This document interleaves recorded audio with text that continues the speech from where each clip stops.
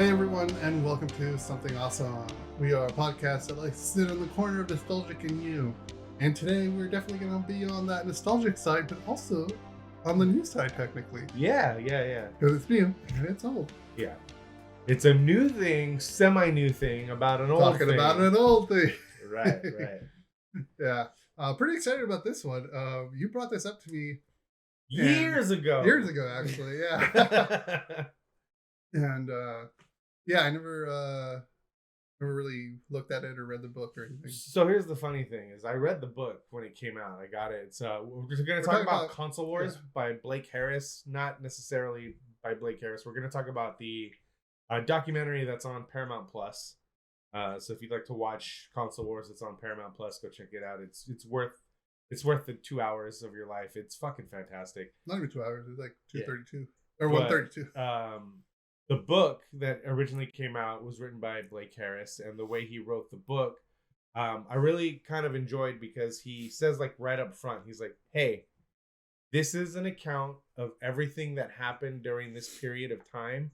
And he said that, he even says, like, I took some creative license, not with facts, but with conversations. So some of these chapters may feel like it all happened at one time, but in actuality, they happened over the course of a few months in several different conversations. But it works together cohesively like this. So I put it like this for storytelling. Yeah.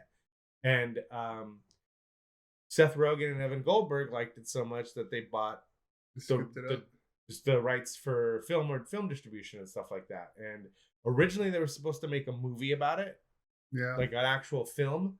And then at one point it was going to be a TV show, and then it ended up just being a lot. And then it ended up just being this documentary that they put on Paramount Plus. And there's some really interesting stuff in the documentary. Before we even get into that, I want to mention that and highly recommend, if you care about that Nintendo versus Sega battle from the late 80s into the early and mid 90s. Do yourself a favor and go read the book. It's so fantastically written, and it's so well put together. All the research that Blake Harris did, all the quotes and stuff that he got that he turned into this story to make it a cohesive story, it's fantastic. So if you care about this at all, go read the book. It's great. But we're here to talk about the documentary. Yeah, I watched this last night. Yeah, fresh.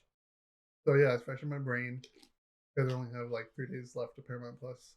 It's a good thing I reminded you. Yeah, it's a good thing you reminded me. Yeah, I got the deal last Black Friday. Oh, for like I think it was half price. Okay. So I only paid $50 for it. For the year. Yeah. But yeah, so yeah, I watched this and I'm familiar with the Console Wars. I mean, I was a kid. Okay. What's that line? You're merely from the darkness. I was born in it. Yeah, we were born in it, man. That was the era we grew up. We were at that perfect age for it. Yeah, because I mean, like definitely on the playground, you would hear like, "Oh, do you got a Nintendo or Sega and all that stuff?" And, oh, you got a Sega? Boo! Yeah, I was definitely a Nintendo household. That's for sure. Yeah. But when going into this, I did like. They did a good job of capturing both sides of Nintendo and Sega. Mm-hmm. I definitely felt this was more Sega heavy. Yeah. Sega sided than Nintendo, which is fine. You know, like it didn't bother me. I'm just saying, like, I definitely I didn't think it was gonna be so Sega sided, but then once you realize what the story's about and like how it's going on, like, oh, so Sega's the little guy here. Sega's trying to do something different and be part of that competition of the home game console. And the trials that they had to go through in order to find that one launch mascot and separating Sega Japan and Sega America. Yeah. Plus the animation in this, like the way they talk about the board meeting and the way they show this board meeting to visually, entice you to watch it, like it's like a video game. Yeah. Like you got this guy doing his presentation, like here's how this American guy saying like, I know how to bring Sega to the States. I know how to do this. The Like, one frame of like the steam literally coming off the Sega Japan guy's head. Like, so it's like, damn, this is like the perfect way to do this. Yeah. So good. Yeah, the animation of this and like to make you feel invested into the story. Yeah. And into this documentary, they did a really good job of that. You know, and then like, cause like that first pitch meeting that he was there, it was not going his way at all. Right. And he knew like, he's like, this is it. My career's over. I'm done for. Like, and this guy had a track record too of like successful rebuilding brands. There you go, rebuilding brands. And like he didn't think, he thought this was over. Oh yeah. And then like the dramatification of it, of him going to the CEO guy going to the door, like, oh, he's showing me the door, like this is it, like you do what you got to do, and then he just leaves. Like I love that, like just like the build up to that, like that's some good storytelling there. And the chapter in the book is, dude, it's so much more in depth about it. It's so good. I'm probably gonna say that a lot as we talk about this documentary, because like I said, I love this documentary. I think it's really well done. And they really did a really fucking, it's not an adaptation, but they took the story from the book and translated it to this documentary almost perfectly. I think the best part about it is actually talking to all, like Howard Lincoln, and talking to all the people that were fucking there. Yeah. And I think the one takeaway from this documentary, and of course you can edit a documentary to say whatever you want to say, and I think it kind of feeds into the whole console wars aspect of it. But when they talk to the Nintendo people, they're still like, Sega makes games for Nintendo. They're in a relationship with Nintendo where every so often they make Mario and Sonic crossover video games. Like, they have a fucking relationship. But even to this day, the tone in the Nintendo people's voices is still like, fuck Sega. Like, it's ridiculous. And then like the tone from the Sega people side is like, yeah, we totally fucked over Nintendo. It was great. Like, it's still, that rivalry still exists. They were in a fucking business relationship to this day, where not only do Sega games get released on Nintendo consoles, and have for almost 20 years at this point, but they have their mascots do fucking Olympics games together every 4 years, but they're still like, man, fuck those Sega people. And fuck those Nintendo people. And I thought that was really, really funny, because in the book you don't really get a sense of that, because again, Blake Harris is writing it almost like a linear story. So you're getting quotes and conversations, but they're not presented as quotes and conversations. They're presented as, this is the story. So seeing the actual people from that era still like, yeah, that was an underhanded tactic, but hey, what are you gonna do about it? Like, it's really cool to see that rivalry still is there. Yeah, and then you saw it with the Az too. They talked about how like can we actually call them out? Like, they weren't sure if they could actually call them out with like colors. Yeah.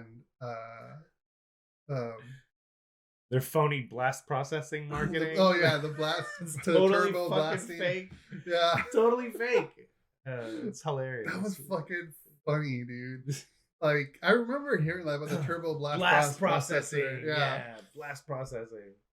Like that was good. Like, nobody knew it. Like, it wasn't a thing. Like, it was just marketing. And the funny thing is, I remember being a kid and having these conversations on the playground with people. It's like, oh, the Genesis is better than the Super Nintendo because it has blast processing. It's like, this wasn't a fucking, we were idiots. We totally bought into it. Hook, line, and sinker. Oh, that's why Mortal Kombat is better on Genesis, because of blast processing. No. It's still better on Super Nintendo. It just doesn't have the blood. Yeah. But yeah. Yeah, that was one of the things too with Mortal Kombat. Like, I don't remember that too well. Oh, because like I played Mortal Kombat in the arcades. I never played it on console. So I didn't know that they changed the blood to green. Yeah. That was new to me. And then I think the only time I did play Mortal Kombat on console was on the Sega. Okay. Just because friend had the Sega. Yeah. Yeah, that was a huge deal. I remember, like, I was so happy that they talked about Mortal Kombat as in depth as they did in this thing, Mm-hmm. because that really was like a tide turner for Genesis. That really was like, Yeah. ours has the book. Yeah, you got to enter a code because for rating purposes, we can't have it out of the gate. You just enter a code and it's there. And I think that was genius. The other thing that they really didn't talk about too much that I wish they would have talked about a little bit more is that they did mention how Tom Kalinske said, I want to rebrand the Genesis when Sonic comes out, and I want to put Sonic in the box. Yeah. And they were like, are you fucking kidding me? That's where all our revenue comes from selling the games, not from selling the console. We're going to lose money. But what they did when they did that was they forced Nintendo's hand to put, because Nintendo was not going to put Super Mario World in the box when you bought a Super Nintendo. That was not part of the plan. But Sega kept throwing shit out like, we're going to put Sonic in the box. We're going to rebrand it. We're going to drop it $100. We're putting Sonic in the fucking box. Let's go. Nintendo had no choice but to put Mario in the box. And I think it's a crazy story. And they go so in depth about that in the book. And they kind of touch on it a little bit in this documentary. But there's so much stuff that I knew a lot of it was going to kind of like hit the cutting room floor, so to speak, or however you'd want to frame that documentary. It was going to hit the floor. But yeah, man, that was a gamble for Sega because, yeah, that's how they made money, was by software sales, not by console sales. The console sales number was just like a fucking vanity thing. We sold more consoles than Nintendo this month. Hell yeah. But it didn't matter because that's not where they were making money. They were making money in software sales and game adoption rate. And that's still the case to this day. Most consoles don't make any money on the console sale. They make the platform holders make the money on the cut they get from software sales. And to throw what you think is going to be your biggest game in the box is a fucking gamble because you're losing out on that revenue. Yeah, which is kind of weird to hear because like today you kind of get that now. Like you'll get a PlayStation with, The Last of Us thrown in there.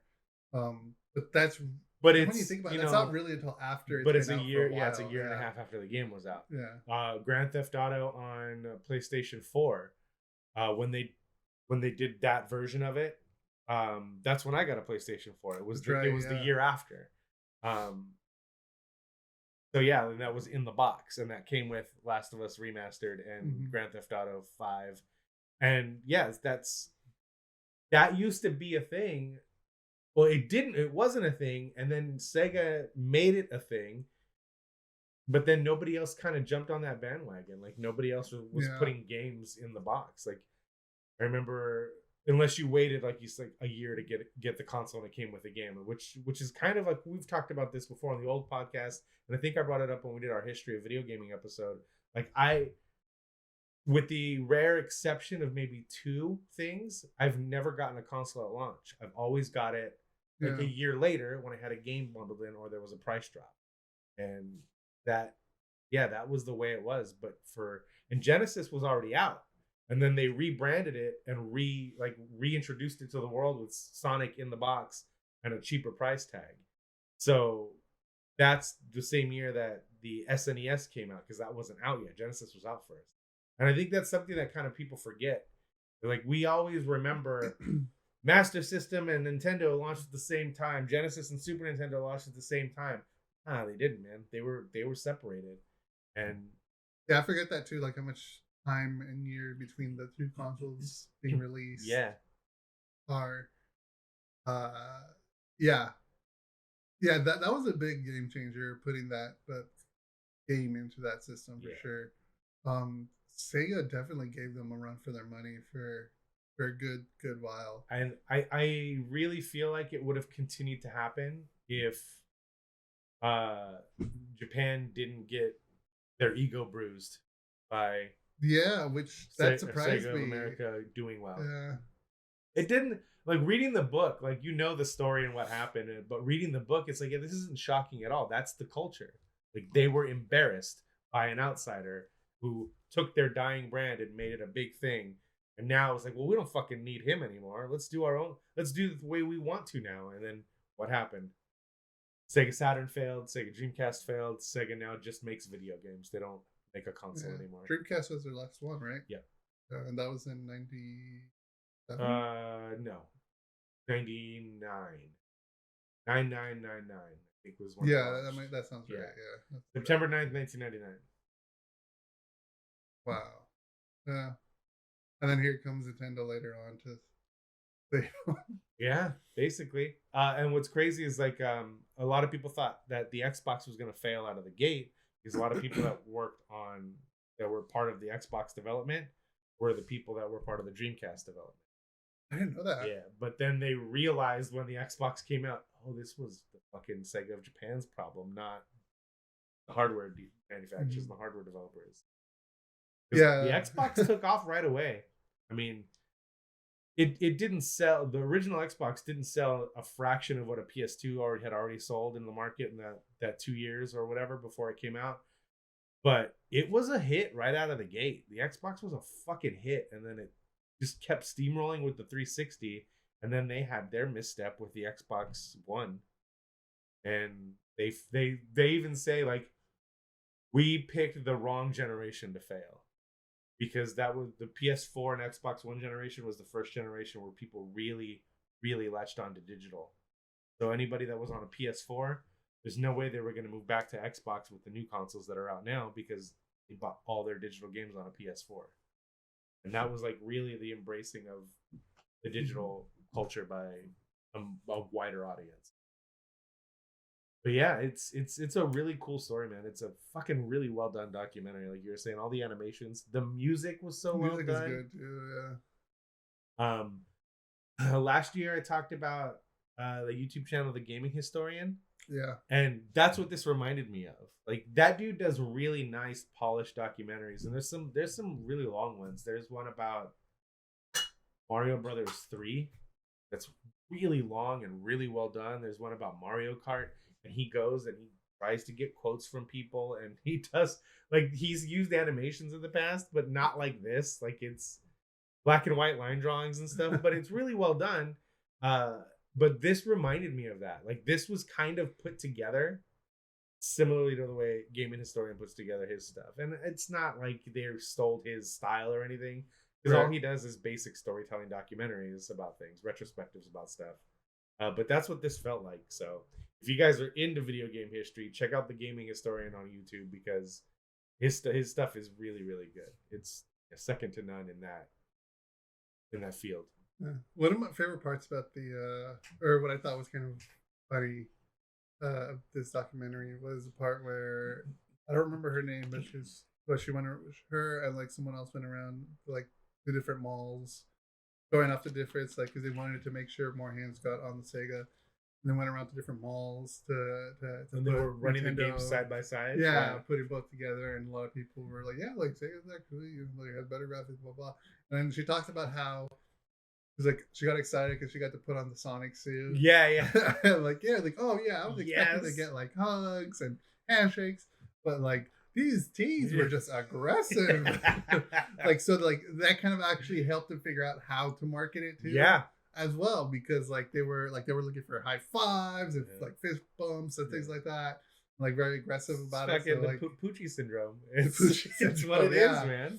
And so then they kind of like catered to that. So they kind of shifted their marketing to that, like with Sonic, being like moving so fast and everything. Like, and then they also mentioned like what do they call it? Like with the rings, giving them like that dopamine ring sound from like those Japanese arcades. Dude, there's like which is so true, because I remember playing and loving hearing all those like ding ding ding ding. Yeah, it was the same as getting coins in Mario, except you didn't get them as often as you do in Sonic. Yeah.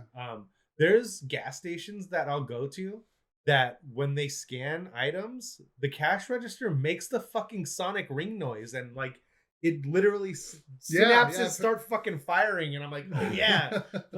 And I wasn't a big Sega guy. I had a Master System, which I talked about on the our history and gaming episode. Go back and check that out from last season.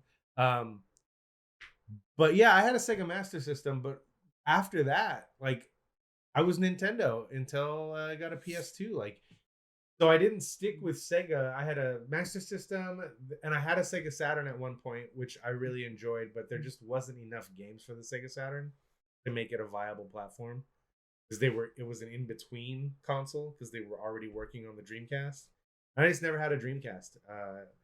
But yeah, like I wasn't necessarily a Sega guy. I was kind of gaming agnostic for a little while, for a long while actually, until like PS2, PS3.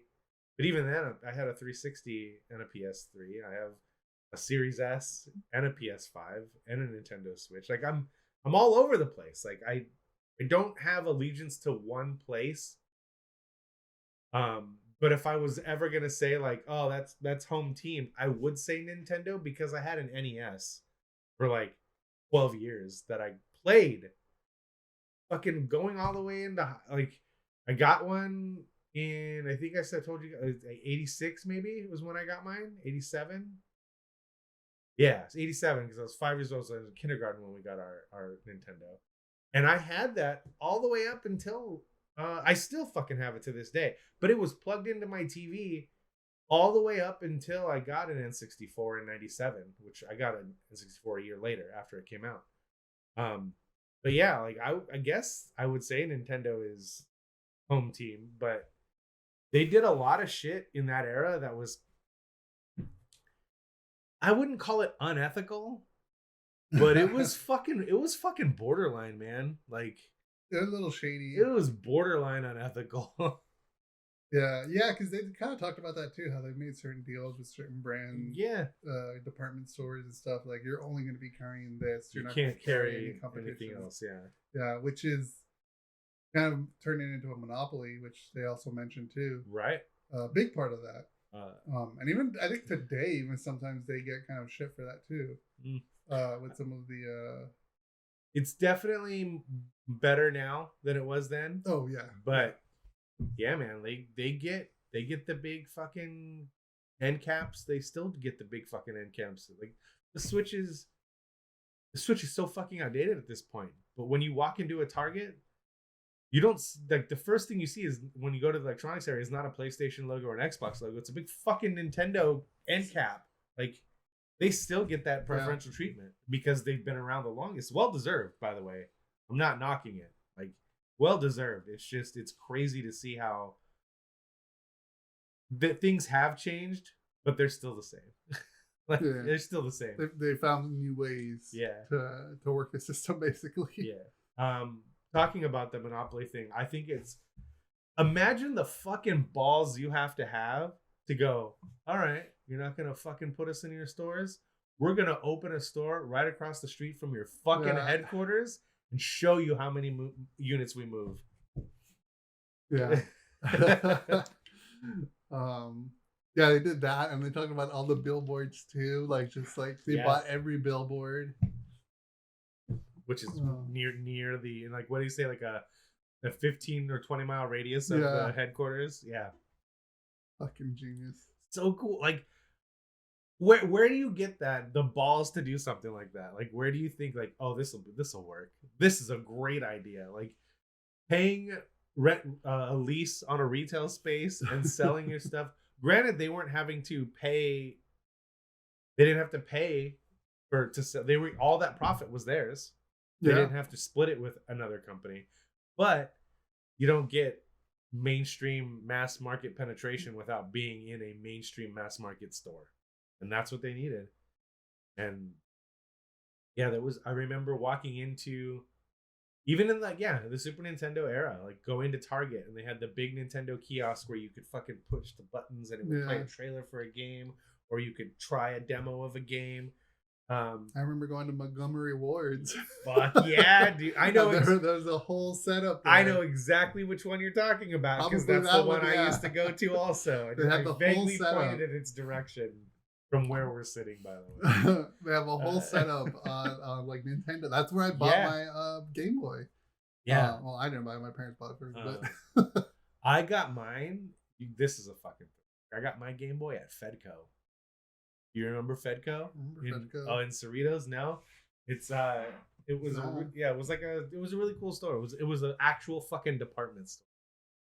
And my grandmother got discounts there. It was a union store, and she got discounts there because she was in the United Auto Workers Union. She worked at McDonnell Douglas, which is now Boeing, Right. in Long Beach. So we used to go there and shop all the time because it was a union store. But yeah, it was. That's where I got my Game Boy. That's where I got my N64. That's where I bought my first DVD. Was at Fedco. Right, was right before it closed. Like they went out of business. But yeah, man, like just going in and seeing that, and then never seeing.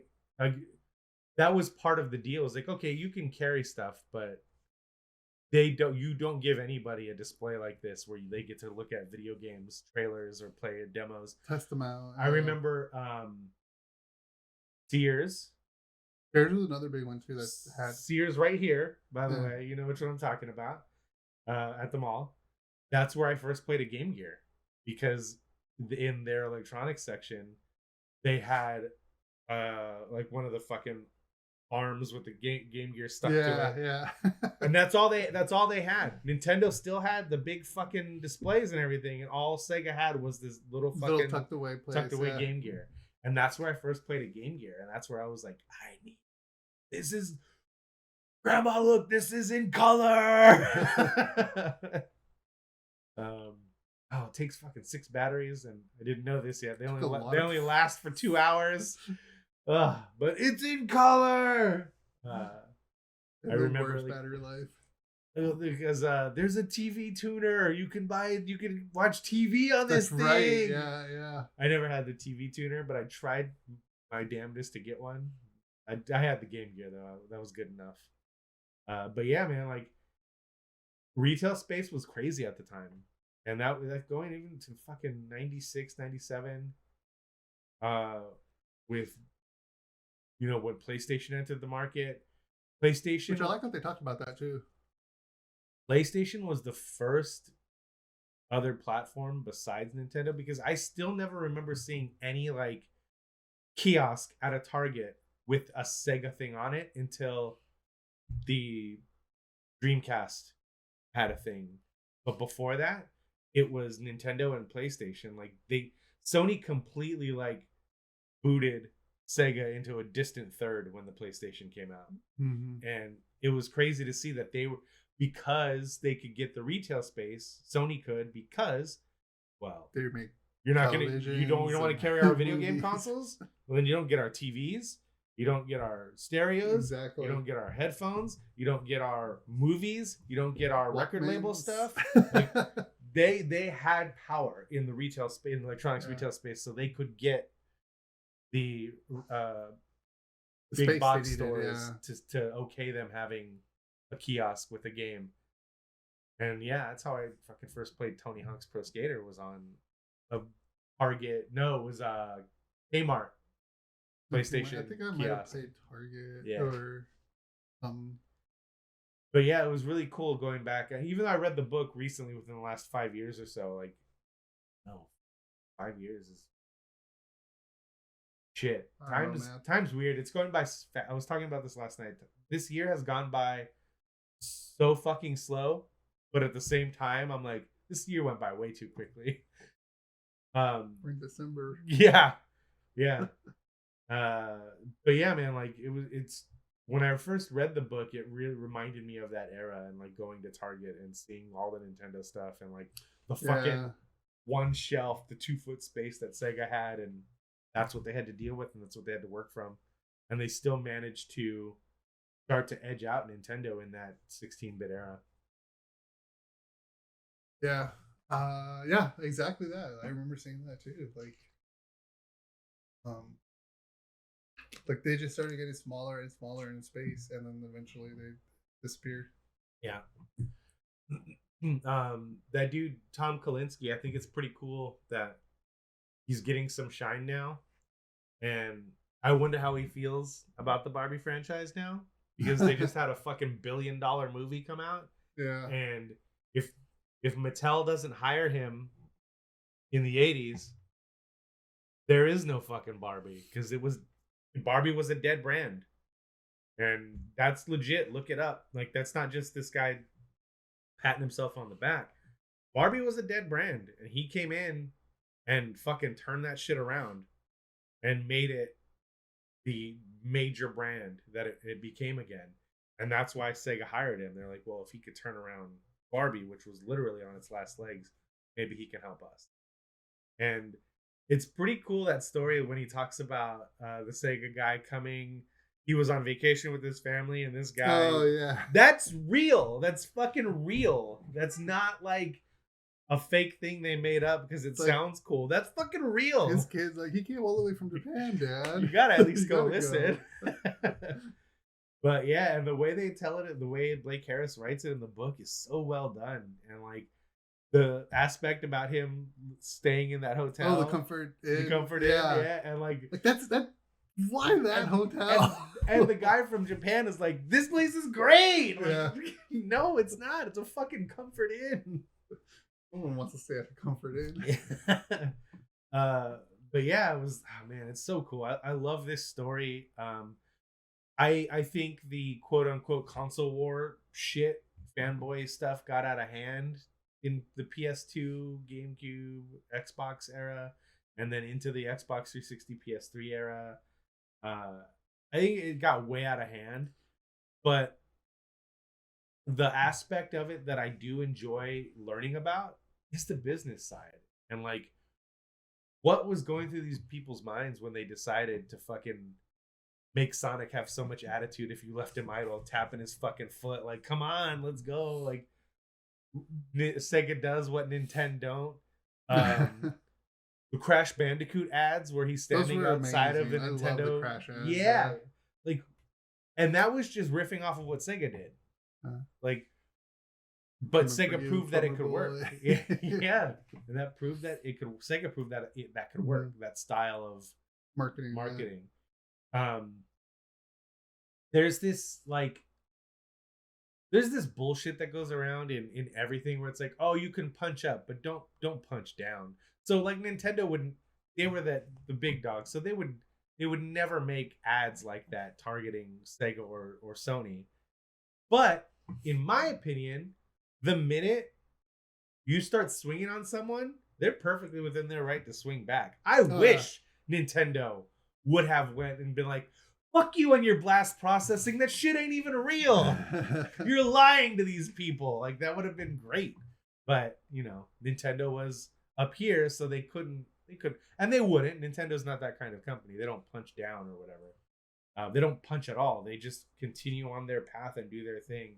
And they're like the company that won't sink down to that level because they have like honor. Yeah, they're still around. It's over 100 years. They made trading cards. They were like before they were into video games. They were a toy company. Like, it's crazy to see how far they've come. So watching this documentary made me want to read the book again, which I think I'm gonna do. But it also made me want to read and watch 8-Bit Christmas again, because I gotta watch that. You haven't watched that yet? I haven't watched it yet. Oh, that could be a good episode. That could be the next one. Yeah.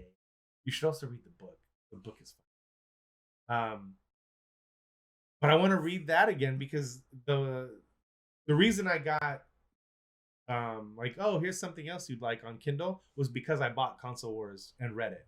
And then it was like, here's other books that might interest you. And 8-Bit Christmas was that one of those other books. And I was like, oh, cool. Let me check this out. Oh, it's only $2.99. It's a Kindle single. Cool. And then I find out they're gonna make a movie about it. And the guy was a script writer, and this was an idea he had pitched, but nobody bid on it. So he wrote it as a book to prove it could work, and it sold a lot of copies on Kindle, and that ended up getting it sold as a movie. And actually did pretty well on HBO Max, if I'm not mistaken. Just Max now. But yeah, this made me want to relive that era a little bit.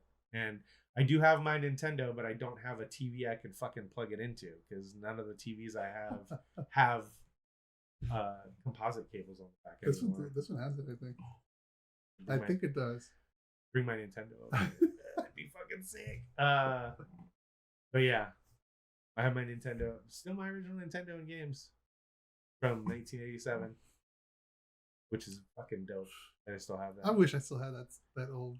I wonder if I don't even know where it would I don't be. even know if this thing still fucking works because I haven't plugged it in. So Yeah. The oldest console I have right now is my PS3. Yeah. Which doesn't even work. My Master System is still in my grandparents' house, but that thing's been dead for a long time. Something on the board internally that I tried because it doesn't accept. Like, there's no power to it when I plug it in. Nothing wrong with the adapter. It's something on the board, which is a bummer. But yeah, man, that's console wars. Yeah, I really do want to. So I think what I'll end up doing now is having the Switch is to relive some of those games, is play a bunch of those games that are on the NES online, the Nintendo Online shit, because they have Genesis games on there too now on the Nintendo Online service. So maybe I'll play some of those. I haven't done on my Switch in forever. I've been keeping up with the Mario Kart DLC stuff. Oh yeah, yeah. Because my kids like to lose a lot in Mario Kart, so every time a new track comes out, they're like, "Dad, let's play Mario Kart," and I'm like, "You mean you're gonna pick the track you want to lose on? Okay, let's go." So yeah, we do that periodically. Family Mario Kart nights. All of us play. We all have Nintendo Switches. We all play together. Awesome. But yeah, I think I want to go back and relive some of that nostalgia and play some of those old games that kind of like, especially with Sega, like they have Sonic on there. That shit that turned the tide. I even bought on Switch the, what was it called, Sonic Collection like a bundle or something? Yeah, they had a game that had like 50 Sega Genesis games put together. Yeah, like a collection. And the wrapping around it was pretty cool because you're like in a room and you pick games off of a shelf and it puts it in the thing. Oh, that's awesome. It's really fucking cool. Yeah, I'll show you that next time. But yeah, man, it was really cool to go through this story again because I haven't really thought about it since reading the book, and then I totally forgot that the documentary was a thing until somebody in the 616 Entertainment Discord posted like, "Oh, hey, check this out. This documentary is on YouTube if you guys want to watch it." And I was like, "Console Wars?" And I was like, and I watched the trailer and I was like, "Wait, it became a documentary?" I was like, "Are they still doing a movie?" And then I was like, I had to do research. I was like, "Oh, this is what it turned into." They ended up pivoting and doing something different. Yeah, so many different levels of a movie, show, and a doc. Which is crazy because I think this could be a really fucking good TV show. This could be a good TV show. And you could go further. You don't have to stop where the documentary and the book stops.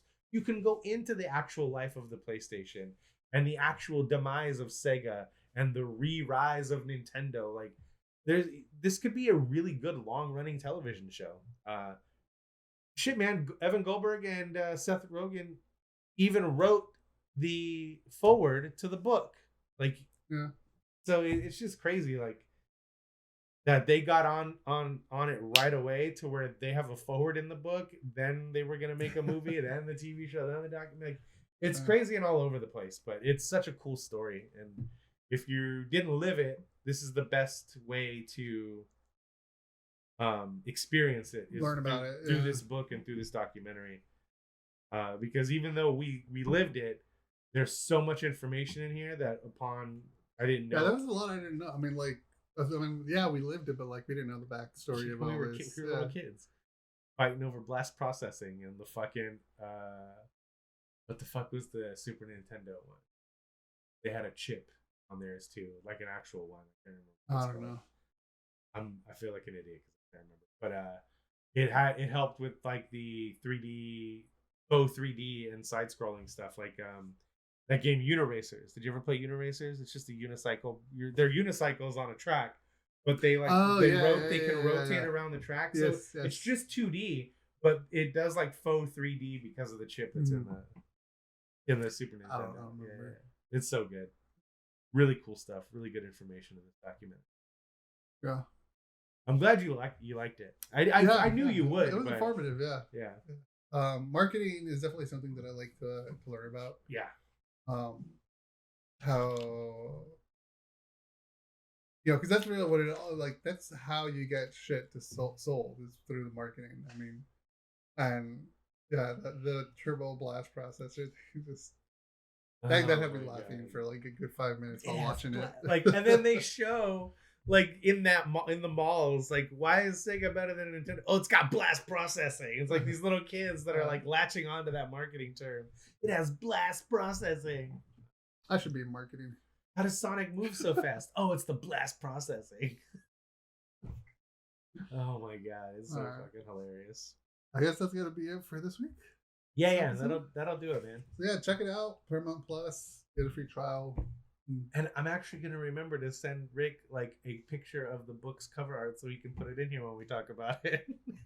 Oh, I think I already have it. I think I still have it. Because I think it was on my books list too. It was, yeah.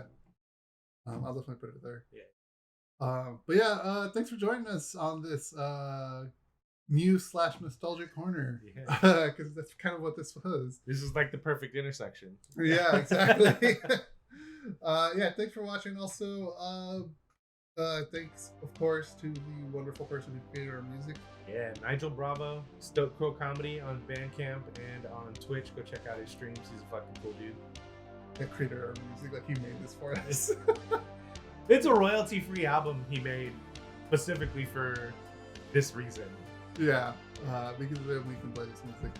Thanks again, and be sure to subscribe, all that good stuff down below. You'll see it there, and we'll catch you next time. Yeah, peace.